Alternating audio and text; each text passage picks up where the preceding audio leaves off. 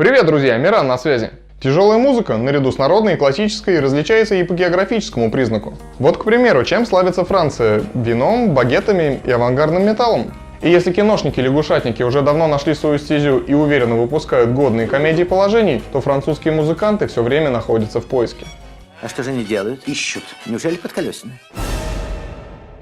Expérience musical du Pays du Tout Eiffel sur Metal Music Madness.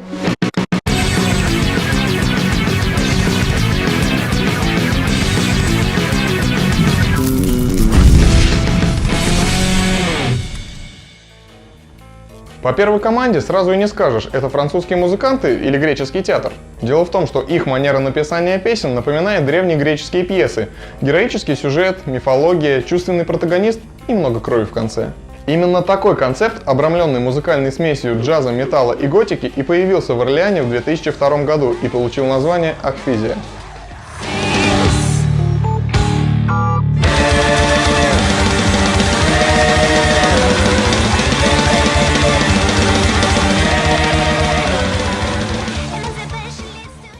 Проект «Акфизия» зародился как one-man-band в главе гитариста Стефана Загзера. Именно он и придумал основной концепт лирики. Но усилиями одного человека реализовать задуманное оказалось достаточно трудно, и только с появлением остальных трех музыкантов проект набрал должные обороты. В 2004 году группа записала демо-альбом общей продолжительностью звучания больше часа, который получил весьма высокие оценки критиков. После этого Акфизия поднатаскала себя концертами на родине и за рубежом, а в 2007 году решила перезаписать материал демо-альбома для дебютников. Их первый полноформатник Anthology 2 Links from the Dead Trinity немного сократил время звучания, получив тем самым нужную округлость музыкальной формы, и в 2008 году вышел на лейбле Ascendance Records.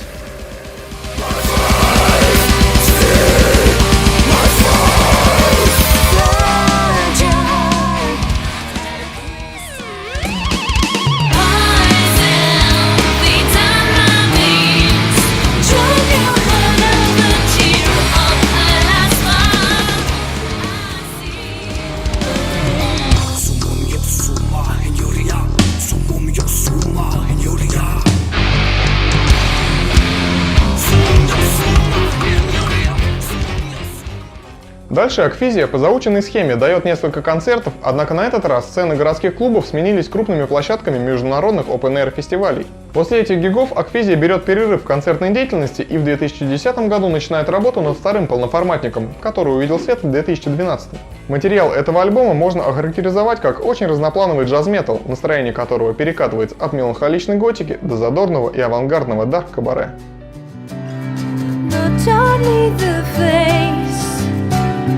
Wash the seas, the sea. Can't be proud of your son, but on your side, whatever I do.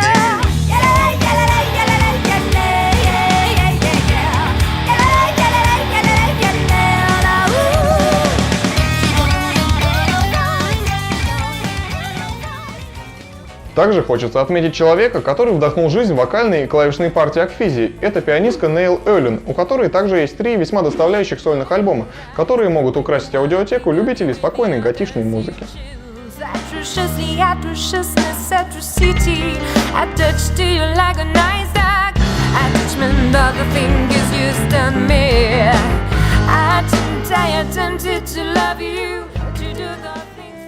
Но настало время взбудоражить утонченного слушателя.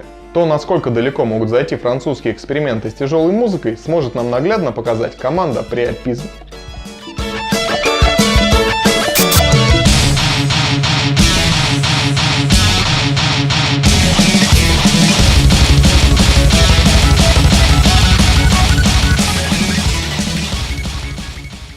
Черт возьми, эта адская смесь диска, 8-битки и экстремального металла напрочь выносит мозг. Хотя в то же время слушается весьма легко. Ну да ладно, поговорим сначала о самой группе. А было бы что говорить. О Priapism не так уж и много информации. Известно только, что команда появилась в 2000-м, долго формировала состав и сейчас представляет собой инструментальное трио. Группе потребовалось немало времени, чтобы выпустить дебютный альбом. Еще бы нужно сильно постараться, чтобы единым целым зазвучали свинг, бластбиты, нескор, классическая музыка, овечье блеяние, кошачье мяуканье. Что? И по поводу последнего, можно, конечно, найти в сети вот такую обложку дебютника, но официальным, по-видимому, является вариант с кошкой. Просто серая кошка, без названия группы и альбома. Тяжелая артиллерия, приопизм, тяжелая.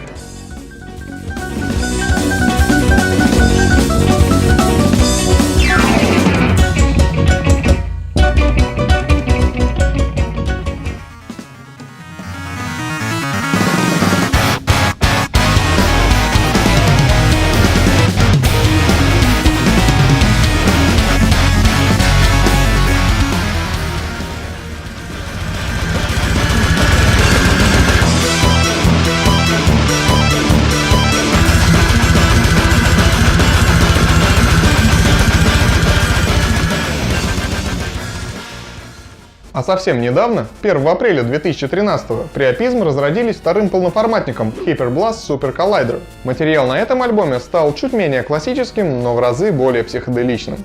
А на обложке все так же красуется кошка, правда на этот раз что-то не анкетоподобное. И неспроста, при прослушивании этого альбома невольно вспоминается великая и ужасная упячка. Да и сами Priapism решили укрепить такие ассоциации, запилив зубодробительно попяченное видео на одну из своих песен. Там даже Путин краб.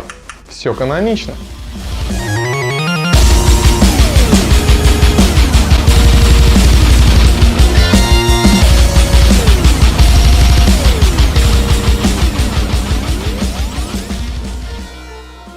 Но пора от современных экспериментов вернуться в прошлое, к истокам французского авангарда. В 1989 году в университете города Амьенс познакомились два музыканта – Арно Штробель и Аксель Вурстхорн. В своем желании играть музыку на границе творчества таких коллективов, как Mr. Bungle и Panthymonium, ребята быстро нашли общий язык и в 1995 году создали проект под названием Carnival in Coal.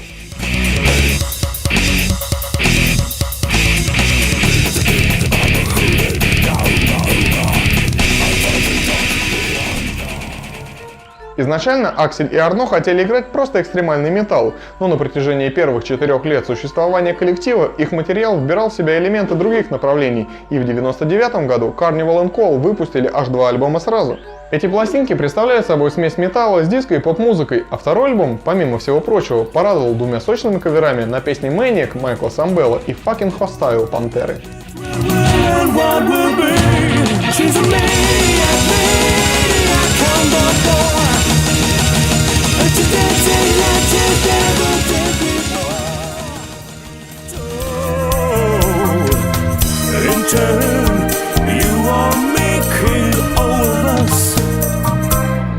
Definitely hostile.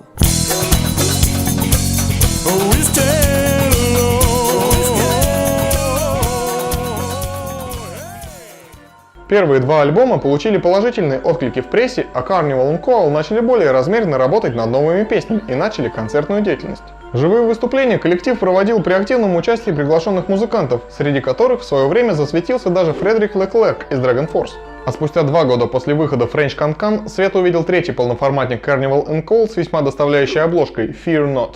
Качество записи улучшилось, вокал и чисто экстремальный стал сочнее, а материал настолько авангардный, что порой даже смешно.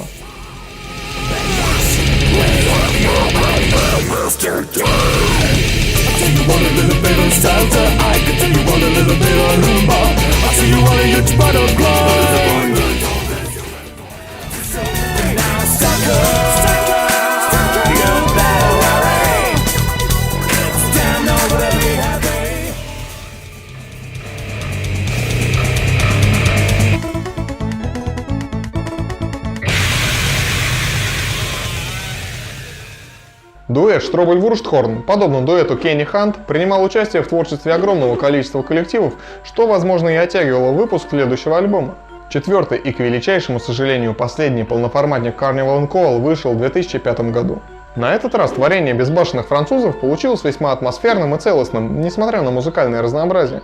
Весь альбом играет на контрастах, пугающее интро перерастает в задорные ритмы 80-х, а брутальное месилово увенчивается додекафонической композицией «Променад», которая своеобразной эпитафией для Carnival and Coal завершает их последний альбом.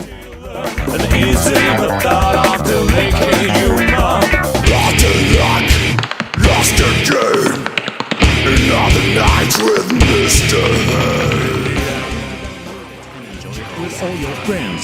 And by the way, don't you drink and drive. And if you're old enough to vote, register. That's one good advice from your Carnival and Co. friend. From the shadows to the stones of the name of death, I'm running off, I hold your breath. From the biggest to the biggest of the world. Christ, it's living on the bottom rise.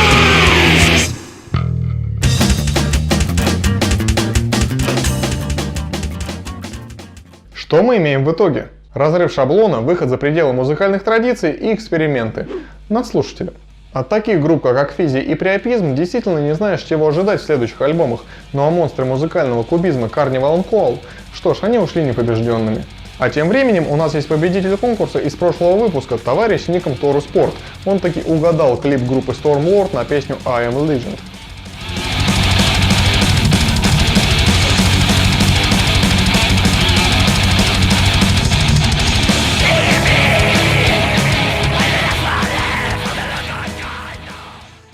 Напомню правила конкурса. Мы показываем скриншот клипа некой группы, вы угадываете, что это за клип, мы высылаем вам диск этой команды.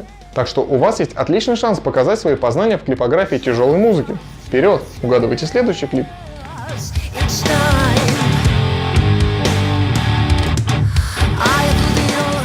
Также, если вы сами играете в группе и хотите представить свое творение на всеобщее обозрение, пишите нам на почту или в личку ВКонтакте. Все ссылки есть в описании. Ну а если вам понравился Metal Music Madness, ставьте лайки, подписывайтесь и рассказывайте о нас своим друзьям. С вами был Миран. До связи.